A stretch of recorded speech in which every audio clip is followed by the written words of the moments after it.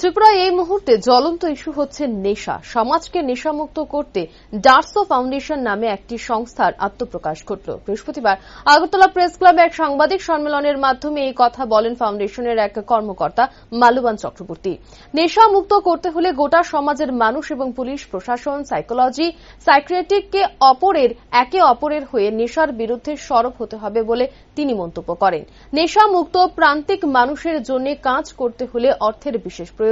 তিনি বলেন, নেশা করতে করতে যা হয় তা হলো অনেক যুবক নেশায় আসক্ত হয়ে বাড়ি ঘর ছেড়ে রাস্তায় চলে আসে। ডার্সো ফাউন্ডেশনের মূল উদ্দেশ্য হলো এইসব প্রান্তিক নেশারী যারা রাস্তায় চলে এসেছে, যাদেরকে চিকিৎসা করার মতো কোনো লোক নেই, তাদের জন্য ভবিষ্যতে কাজ করাই হলো মূল লক্ষ্যই ফাউন্ডেশনের। তিনি আরো বলেন, ত্রিপুরায় তাদের 24টি রিহ্যাবিলিটেশন সেন্টার রয়েছে। সরকারি সাহায্যের জন্য তিনি আহ্বান জানান এদিন। Without even knowing the certain particular situation, আমাদেরকে কমেন্ট করা বা আমাদের আর চোখে কোনো তির্যক মন্তব্য করা উইল বিকাম ভেরি ইজি।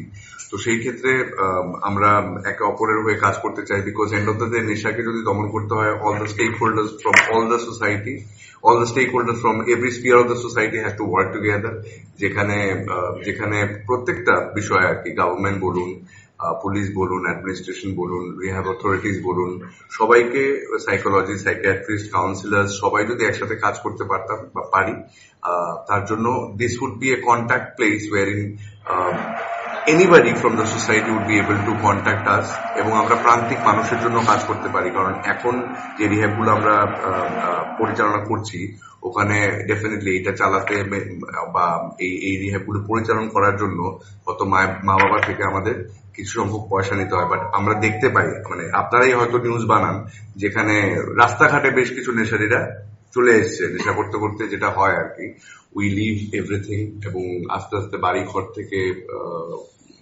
বাড়িঘর ছেড়ে দিয়ে আমরা রাস্তায় চলে আসি। সো ডার্সো ফাউন্ডেশনের সবচেয়ে বড় উদ্দেশ্য হচ্ছে এইসব প্রান্তিক নেশারী যারা রাস্তায় চলে এসছে, যাদেরকে ট্রিটমেন্ট দেওয়ার মতো কেউ নেই, ওদের জন্য আমরা যেন ভবিষ্যতে কাজ করতে পারি। তো এটাই মূল লক্ষ্য, এবং রিহ্যাব গুলো ভালোভাবে কাজ করছে কিনা এই ব্যাপারটা যেন আমরা তত্ত্বাবধানে আনতে পারি, এবং সরকারি সহায়তায় যেন রিহ্যাবটাকে আরো বেশি মানুষের কাছে নিয়ে যাওয়া যায়।